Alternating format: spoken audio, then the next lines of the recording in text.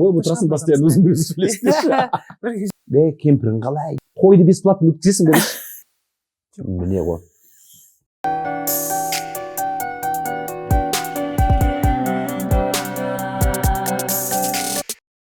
Бағдарламаны көрер алдында Жеңіс шоу YouTube каналына қосылыңыздар. Демеушісі емдеу сауықтыру кешені Оқжетпес Алматы филиалы. Сәлем достар. Бүгін менде қонақта менің досым, әріптесім, сырласым, мұңдасым, құрбым. Құрбым дейші. Құрбым деп. Құрбым деймін ғой енді мен саған. Вечно осы мен қыздармен дос боламын деймін да қыздармен. Аллаберген Жақсыбаев достар. Әрине Аллаберген мен үшін идеальный әке. Идеал күйеу, дос, туысқан, бауыр. Сондықтан да мен саған құрбым деп айтамын. Келгенге рахмет. Қалай жағдай, не жаңалық? Рахмет. Жақсы, Аллаға шүкір. Жүріп атқан сол біреуден ілгері, біреуден кейін деген сияқты ғой. Сен жақында ғана бір 50 деген ерунда деген бейнебаяның мінекей осы шықты бір-екі айдың көлемінде ғана, иә? Сол бейнебаянда мен бір ұзын, денесі келіскен, жүзі жарқын бір қызды көрдім де, сол қыз маған қатты ұнап қалды. Тойда жүретін деп па күнде. Сол бейнебаян туралы не айтасың? Ол бейнебаян бар ғой, мына адам деген өмірде негізі не ол? Мотивация керек, иә. Өзімді кім көтеретінін білмеймін, әйтеуір өзгелерді көтеруге мәтібеймін. Сондықтан да осы сол 50-ден кеткендер 50-ге келдік деп жасын санап, жас деген ол әншейін цифра ғана ғой, мысалы, иә. Сондықтан жасын санап, енді бір ақыл тоқтататын кезге келдік деп отырады ғой. Таң қалам, қандай сен болдың, өзіңше болсайшы, просто адам өзіңше. Бола бер, 50 деген не ол? Ерунда емес деймін да. Сондайдан шығып кетті да, әңгіме сол 50 деген ерунда дейтін ән содан шығып кетті. Жалпы бұл 50 деген ерунда деген елге мотивация беру, мысалы 50-іңе 30-дан асып кемпір не шал болып отырған адам жоқ қой қазір. Сосын маған ұнамайтын бар ғой, женка, ауылда кейде класстастарымыз болады ғой енді. Солар жаңағыдай, кемпірің қалай деген сияқты. Шал бірдеңе деген сияқты мысалы ше, сондай не потемейін. Шынымен ғой?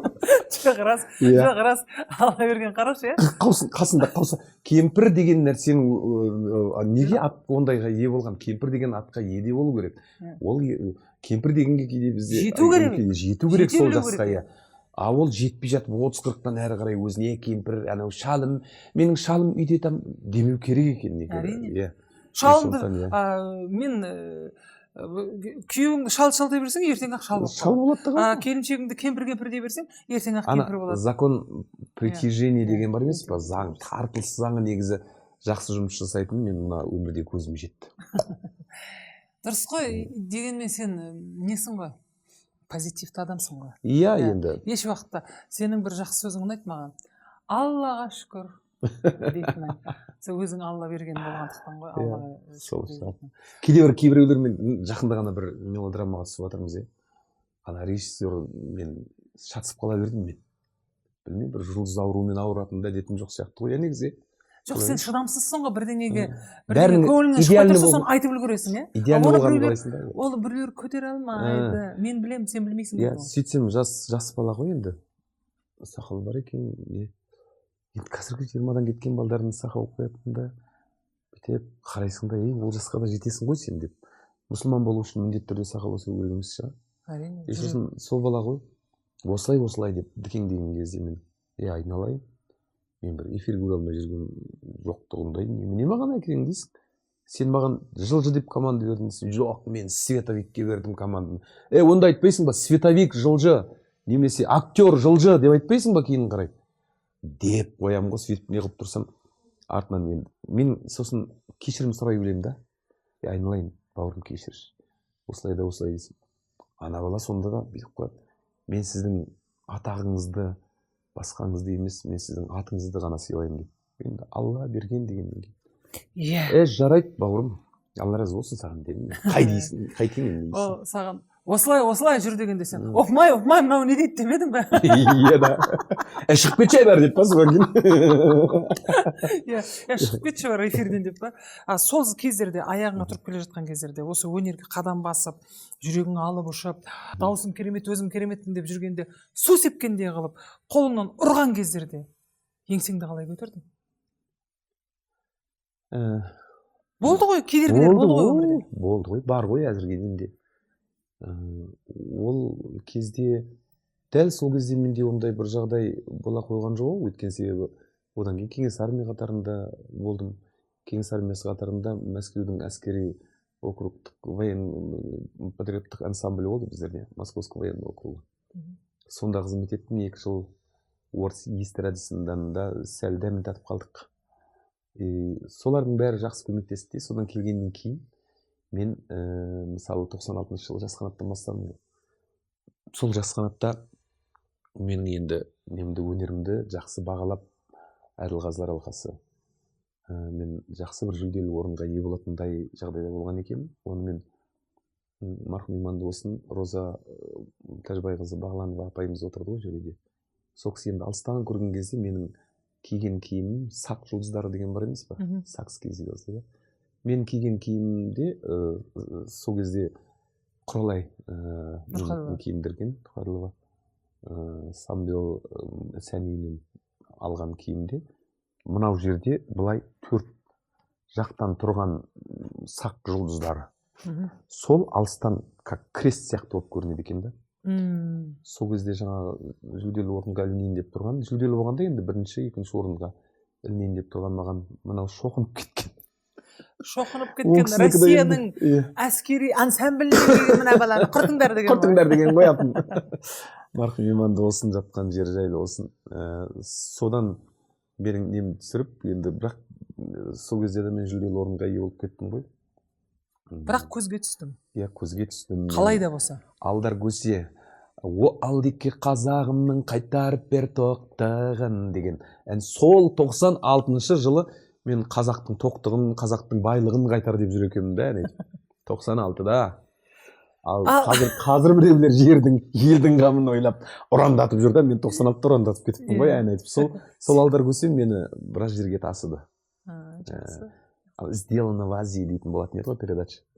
Сол әр суббота сайын соны беретін тұғында, содан өзімді көріп, соған мәз жататын тұғымын алды. Жұлдыз болды да.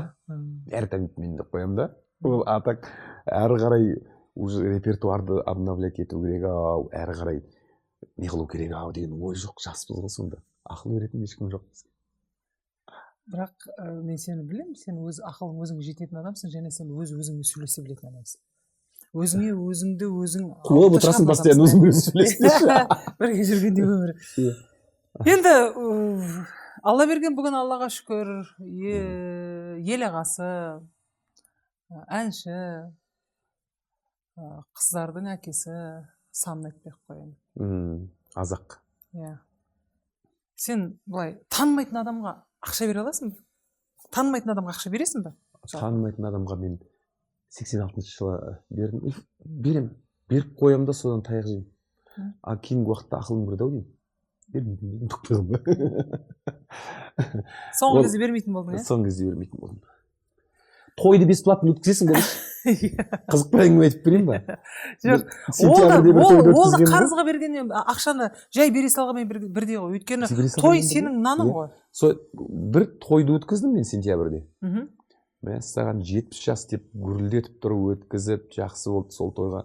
Біздің Мираспен Құралайымыз бар, Алма-Ата группасы бар, Алтай, кімдер, Миралар бәрі келіп. Бәрінің ақшасын алып беріп жүрмін ғой, тек Мираспен Құралайдікін алып бере алмадым ғой. Ертең қайтарамын деді. Айналайын, ризамын. Қонақтардың бәрі риза. Маған деген кәдімгідей батасын беріп, сонда үлкен енді қызметтегі кісілер сөйтіп жүр екен да. Сосын солардың бәрінің батасын алып, ертең берем деген апама сеніп, үйге кетпеймін ба? Ертеңіне звондап, айналайын деп берген. Бешкектен келген қонақтарымыз да риза.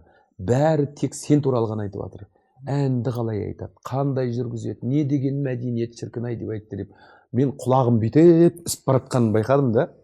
бір кез жоқ, шын айтамын. Сонда бар ғой аңқылдап мен, міне осы аптаның соңына шейін алып берген, аман болсам қайтарамын. Міне ғой. Октябрь, ноябрь, декабрь не 3 ай. Міне апам әлі жоқ. Енді ол кісі процентмен берейін деп отқан шығар. Бірақ звондап қояды шандысында. Кейде звондасам өзі алмайды да, жақында звондап айналайын алдай берген. Менде сахар ғой. Өліп тұрдым дегенде бар ғой, мен оған аңқылдап, менің осындай бір емші досым бар. Ақшам қайда демеймін ғой сонда, я. Жоқ, расында осындайда жының келеді да. Жалпы өнерді бағаламайды. Ой. Іс біткеннен кейін, жарайды, сау бол, күнде өлеңе тауып жүрсің, осыған деп сыра салады да. Ал сен қазір бір дүкенге барып, маған қарызға нан бере тұршы, ертең әкеліп беремін, сен атаңның басы береді саған. Ал біз сол жүре береміз, жарайды, мына өмірде не ұрладың? Ұрладың? Иә. Ойлану керек. Не ұрладың? Мамамның несінен, сандығынан андай тәтті компьютер ұрлайтын тұғым бала кезінде. Марқұм Осман. Біздің қазақ қонағына жинаған ғой. Қонақтар келген кезде топ қалады деп, баламыз ғой ол кезде. Сандығына жинап қалады, сосын бізде кіріптейтін не болды. Есіктен шығар ауызда мына жақта салқын сарай дейді оны, салқын бөлме.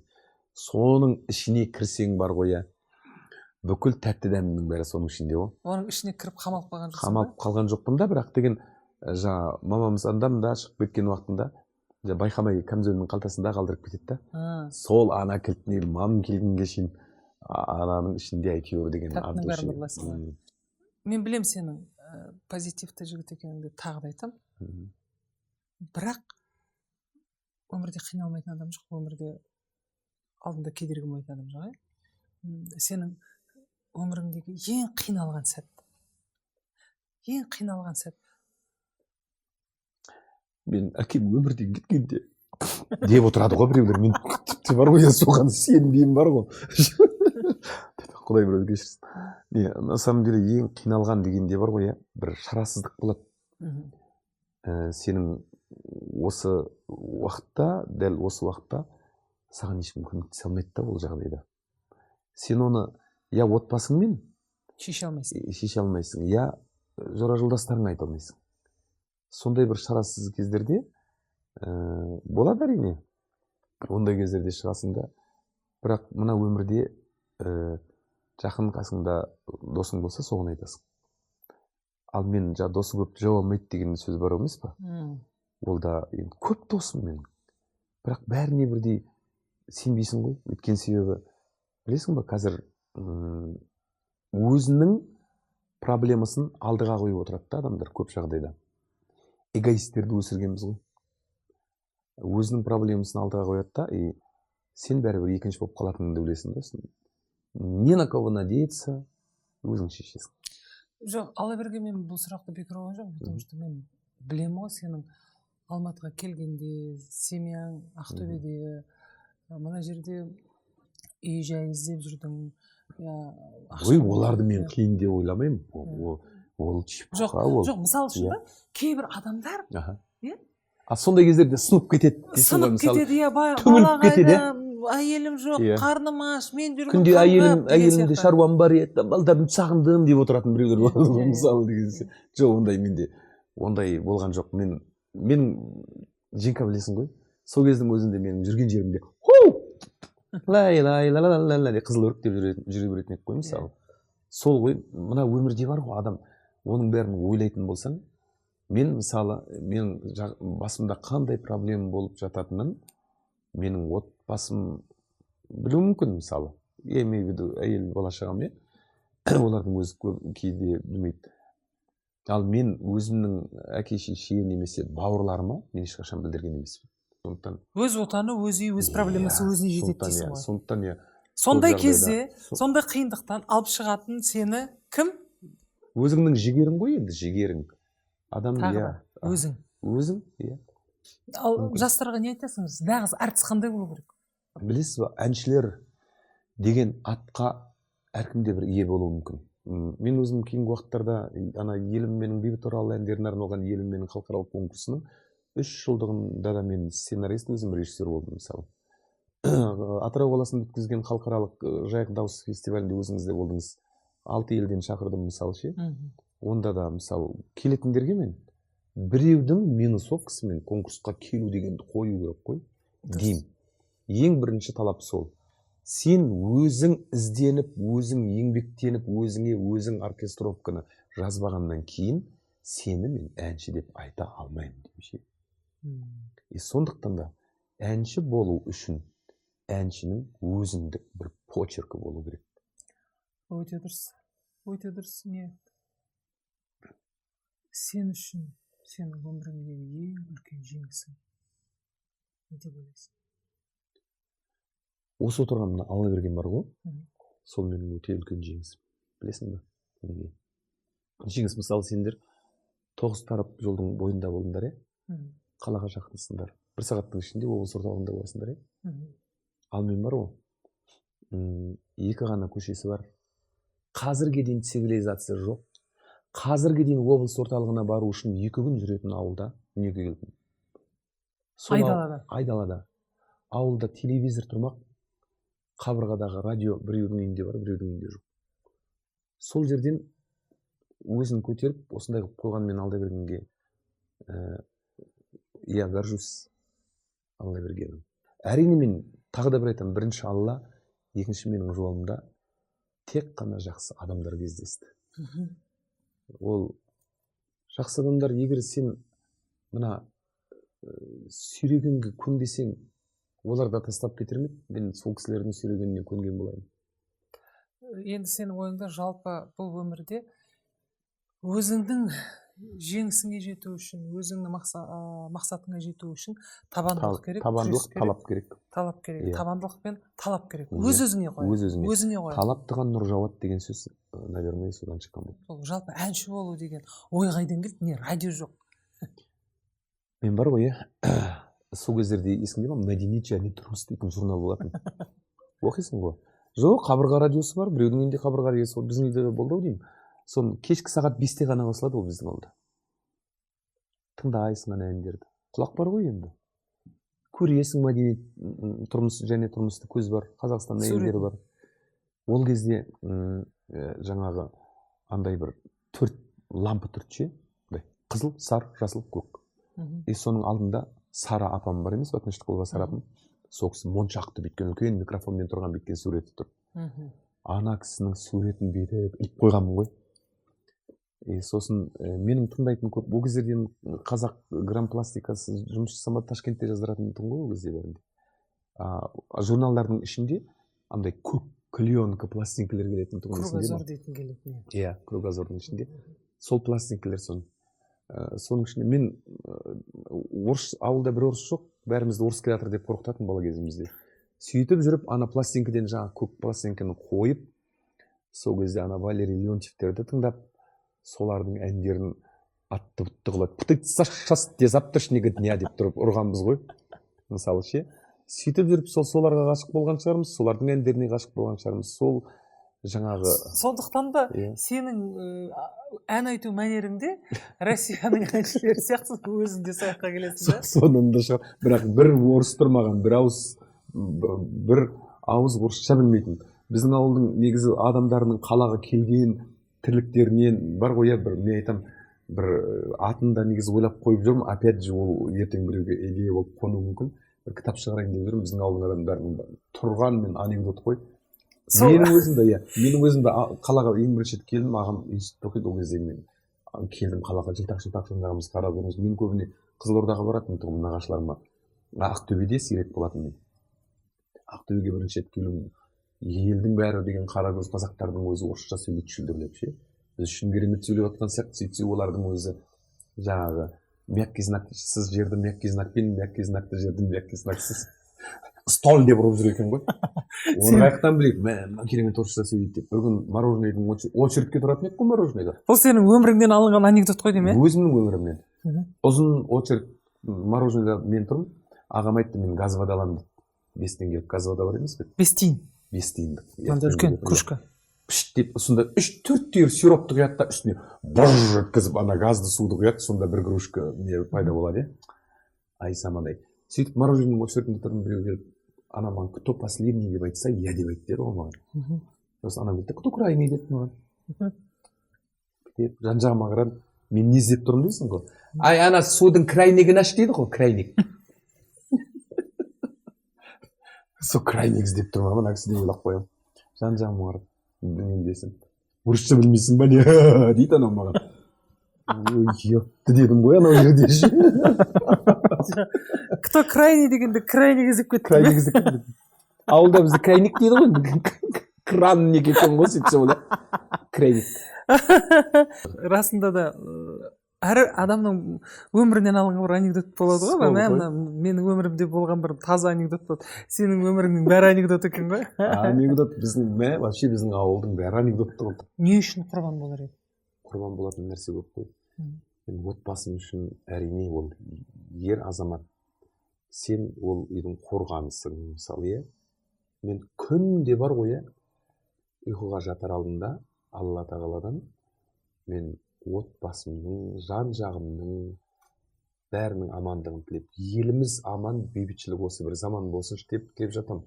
Ол айдан мысалы таңертең тұрған кезде аман есен осылай бізді ұйқыдан тұрғызып, осы күнге жеткізгеніңе шүкір деп мысалы ше. Сосын таңертеңнен бастап бірінен соң бірі кетіп шығып баратады ғой балдар сыртқа, далаға оқуына, жұмысына. Сол кезде Алла тағала бір өзіңе аманат деп жібереді да оларды. Ешқашан болмайды да қой, чтоб мен оларға аманат етпей жіберген кезім. Сондықтан ең бірінші керек кезек әрине мен отбасым үшін құрбан болатын болармын. Саған рахмет. Әлде де біз кездесеміз, әлде де біз айтатын әңгімеміз көп. Үй осы, аппаратура міне. Ән айтам десең. Ән айтам десең, иә. Сондықтан да бізде қонақта болған менің досым жүрегі аппақ. Алланың бере салған ұлы, Алла берген Жақсыбаев.